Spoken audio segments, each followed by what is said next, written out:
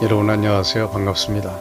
정동수 목사님의 신앙 사상에 대해서 검증을 해나가고 있습니다만은 특별히 종말론에 있어서는 무엇이 다른가 이 시간에 그 부분에 대해서 좀 생각을 해보도록 하겠습니다. 천년이라고 하는 그 단어가 6번 나와요. 그래서 이 기독교 종말론은 천년 왕국이 포인트입니다. 이 종말론에 있어서 기독교 사상 가운데 3가지 학설이 있어요. 전천년설이 있고요, 후천년설이 있어요. 또 전천년도 후천년도 아니다, 무천년이다. 그래서 무천년설이 있습니다. 잠깐 말씀을 드려보도록 하죠. 과연 이 종말론을 가지고 정동수 목사를 이단으로 정죄할 수가 있는가 하는 부분에 대해서 포커스를 맞춰가지고 생각을 해보자는 거예요. 그럼 우리가 보통 이제 교회에서 목사님들이 종말론에 대한 설교를 많이 안 합니다.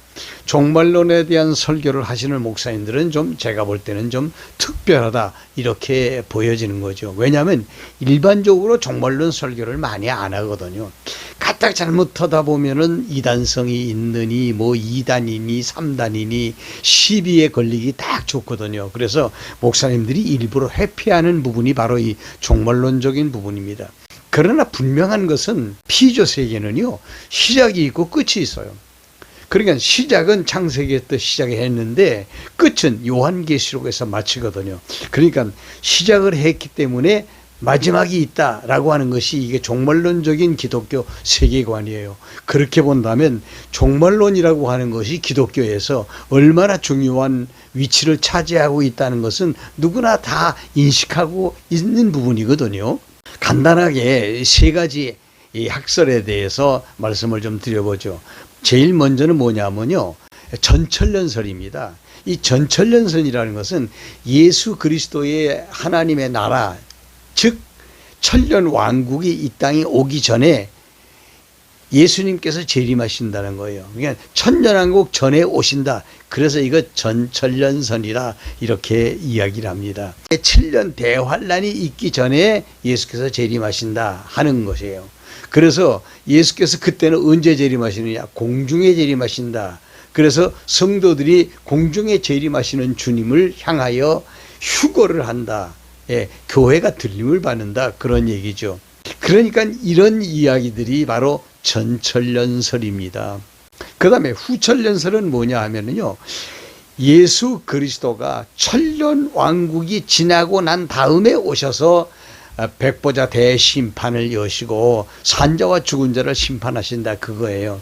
세상의 역사는 복음과 함께 서서히 점진적으로 좋아지다가 마지막에 좋아지면서 그리스도가 이 땅에 오셔서 심판을 하신다, 이런 얘기인데, 이거는 우리 지구촌의 이 역사는요, 최근에 말하자면 그 코로나 현상과 같은 그런 현상, 그 전에 세계 1차 대전, 세계 2차 대전을 지나오면서 굉장히 많이 인간의 삶이 피폐해졌거든요. 그래서 현실적으로 괴리감이 생겼어요. 그래서 환영을 받지 못하는 학설이 바로 후천년설이다, 이렇게 알고 계시면 좋겠고요. 그리고 무천년설이라는 건 뭐냐면, 어떻게 예수님의 재림을 이렇게 한시적으로, 시대적으로, 혹은 지역적으로, 혹은 현실적으로 이야기할 수 있느냐? 예수님은 그 당신 자체가 바로 시간과 공간과 형상을 초월하는 분이시거든요. 시공형을 초월하신 분이 이 땅에 나타나시는데 어떻게 공중에만 계시느냐? 그분이 어떻게 지상에만 계시느냐? 그런 얘기입니다. 그래서 예수님의 재림을 공중이다 혹은 지상이다 이렇게 한정 지을 수는 없는 것이다.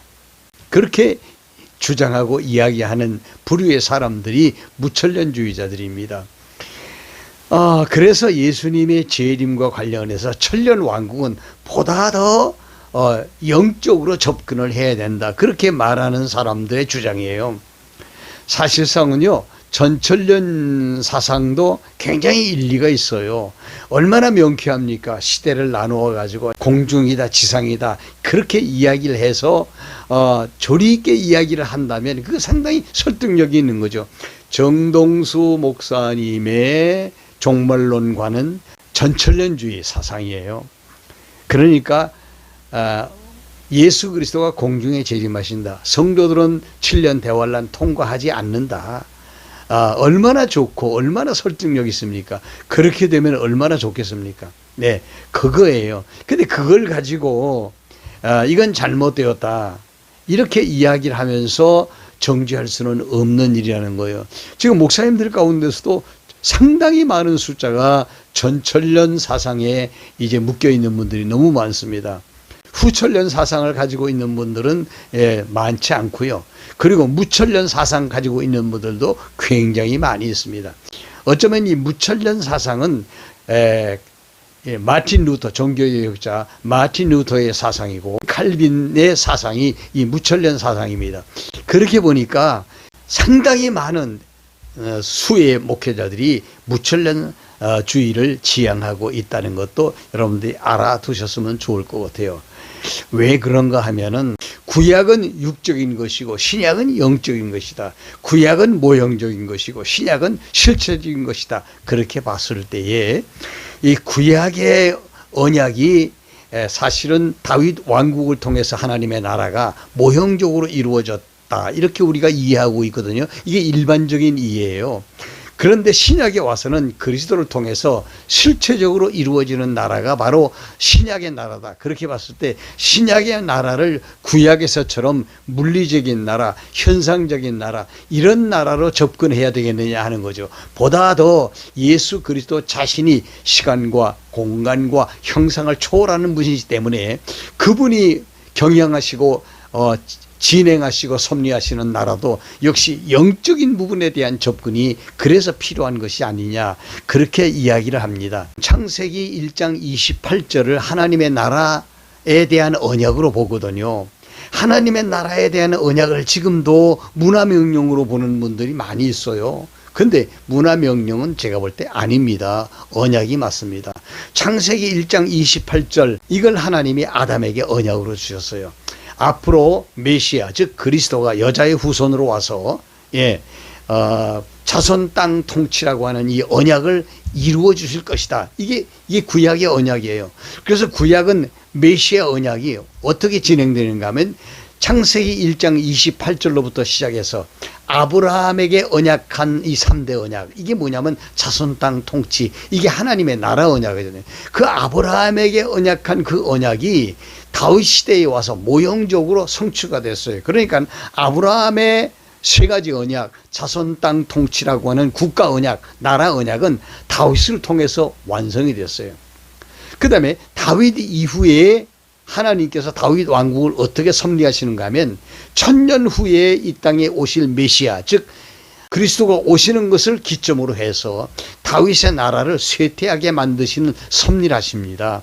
그래서 다윗의 나라에 대한 이야기가 1000년간 이어지지만 다윗의 나라는 다윗 40년, 솔로몬 40년, 그래서 80년 이후에는 쇠퇴기를 맞게 되어서 나라가 갈라지면서 북왕국 이스라엘은 아수리아에게 망하고 남왕국 유다는 바벨로니아에게 망해요.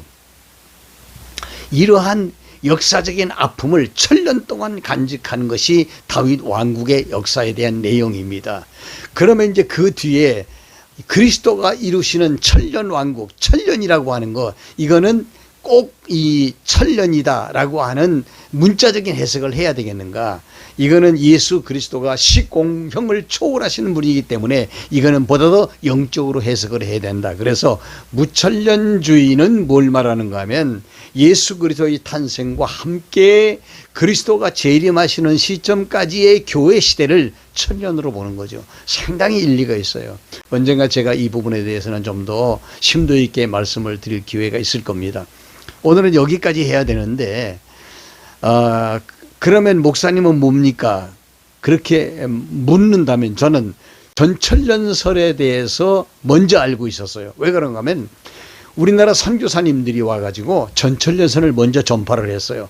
그래서 사실은 저처럼 이렇게 이제 나이가 든 사람들은, 목회자들은요, 거의가 다 전철연주의자들입니다. 왜 그런가 하면 그렇게 먼저 배웠기 때문에.